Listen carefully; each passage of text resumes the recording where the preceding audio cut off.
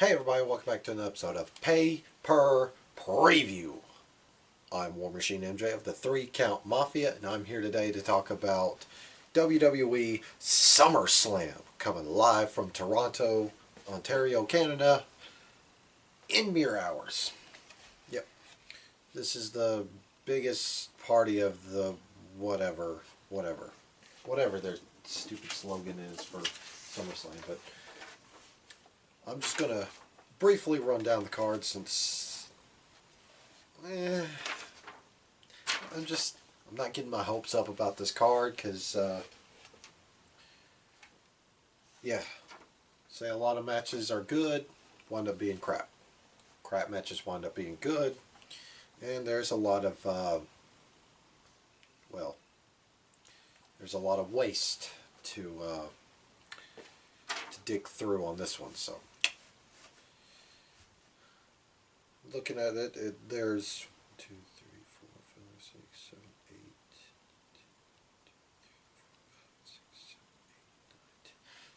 8, 10 matches announced thus far, none including what could be announced after this video goes up.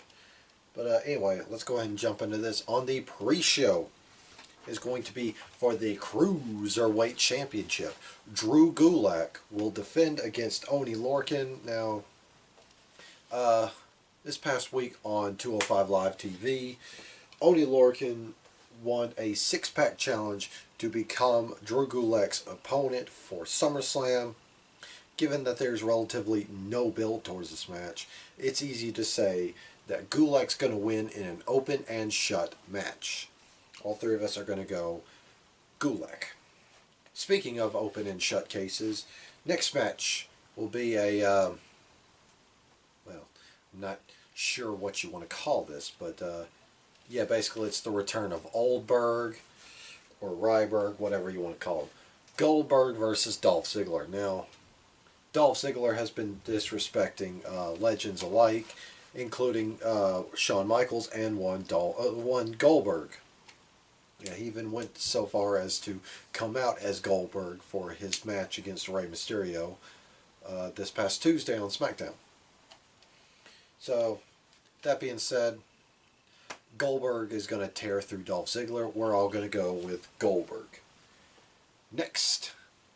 Oh, this has a lot of eyeballs glued to it because there is absolutely no way they should mess this up, but there is always room for error because it will be Finn Balor taking on the debuting Bray Wyatt. Or, I'm sorry, the re-debuting Bray Wyatt, who is going to be arriving in Toronto as The Fiend.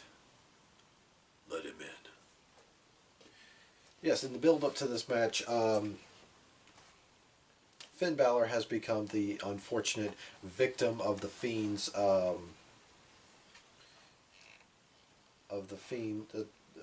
attacks.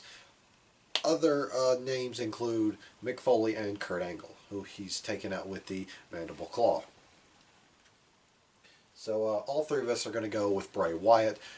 Like I said, there is room to screw this up because they always screw up whatever Bray Wyatt does.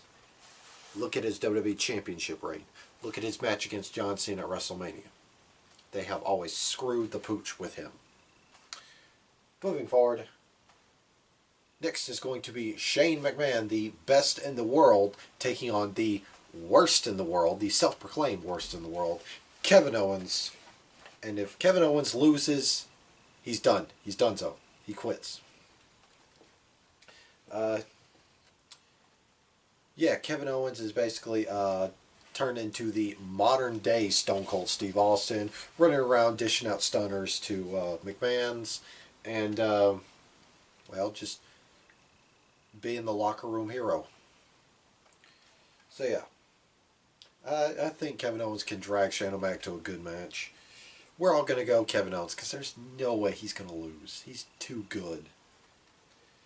Anyway, next up will be for this bad boy right here, the United States Championship held by one AJ Styles as he defends it against Ricochet. Now, was the last pay-per-view? Extreme Rules. Extreme Rules. AJ Styles picked up the United States Championship with the help of his boys, the OC, Anderson and Gallows. Yeah, no doubt they're going to be flanking AJ at SummerSlam. So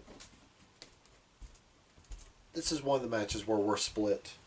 They're going to say AJ Styles. I'm going to say Ricochet wins this. Now my thinking is he's going to win this by disqualification. They're going to find some way to keep this feud going, even give Ricochet some backup. I think his backup will involve the NXT Tag Team Champions, the Street Profits. Next will be a dream match between Charlotte Flair and Canada's own Trish Stratus. Now this goes back to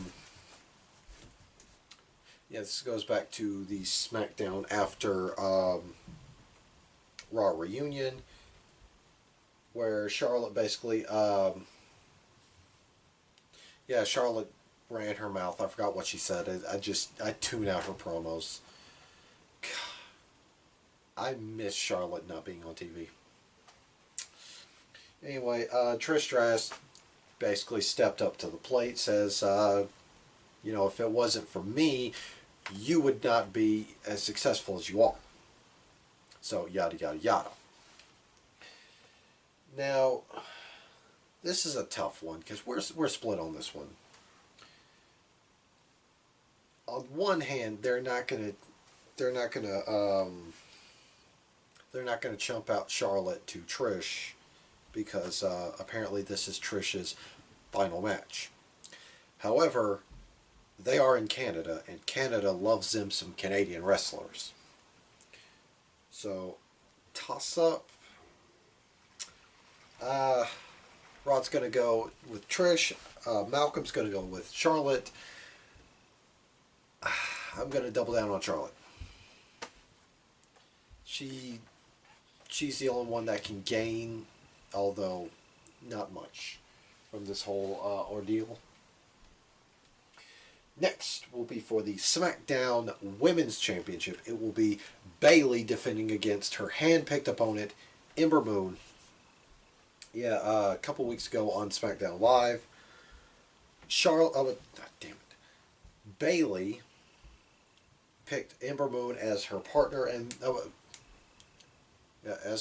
for a match against Mandy Rose and Sonya Deville. And then Bayley proceeded to pick Ember Moon as her challenger. Now, things have been kind of chippy between them. Post-match attacks. Bayley ate an Eclipse. Ember ate a Bayley to belly. So that being said, all three of us are going to go with Bayley. They're not going to make Ember Moon look like a chump, though. They're going to give her a really good showcase. To try and get the ball rolling on her legitimacy. Next up will be for the Raw Women's Championship. It will be my future ex-wife, Becky Lynch, defending against Natalya. It's not really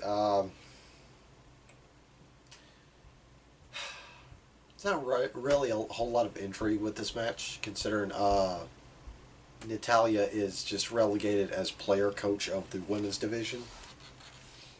Given that she is tenured, seasoned, whatever adjective you'd like to describe for longest career. You get what I'm saying. But yeah, Natalya won I think it was a multi-woman match. So yeah, her and Becky Lynch have just been going at it. It is a submission match. I forgot that important detail. It's going to be the disarmer versus the sharpshooter. That being said, three of us are going to go with my future ex-wife, Becky Lynch. Next will be a match that's going to go full circle. as Kofi Kingston defends his WWE Heavyweight Championship. At, I'm tired from work, so forgive me. I'm a bit off. He'll defend his championship against the Apex Viper, Randy Orton. So yeah, full circle, right? Back when Randy Orton was still finding his groove as a heel champion, you know, back when he had Legacy, him and Kofi Kingston got into a scrap. And it looked like they were going to pull the trigger on Kofi Kingston then. But basically they've brought this storyline full circle, and I'm glad they did. However, all three of us are going to say Kofi's walking out of Toronto still champion. And that leads us to our main event. It is for the WWE Universal Championship. It will be Brock Lesnar defending against, number one not cool guy in WWE. Yeah, Seth Rollins. Brock Lesnar cashed in on Seth Rollins at the end of Extreme Rules. Seth Rollins made himself look like an asshole on social media.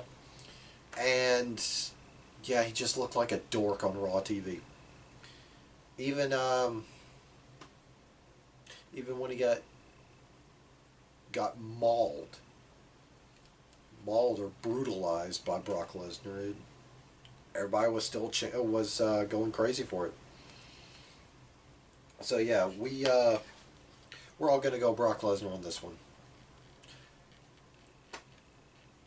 Yeah, because Seth Rollins, not good for business, not cool in the slightest.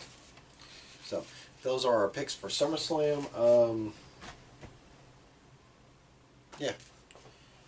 So that being said, I'm War Machine MJ of the 3 Count Mafia. Thanks for watching, and we'll see you guys next time.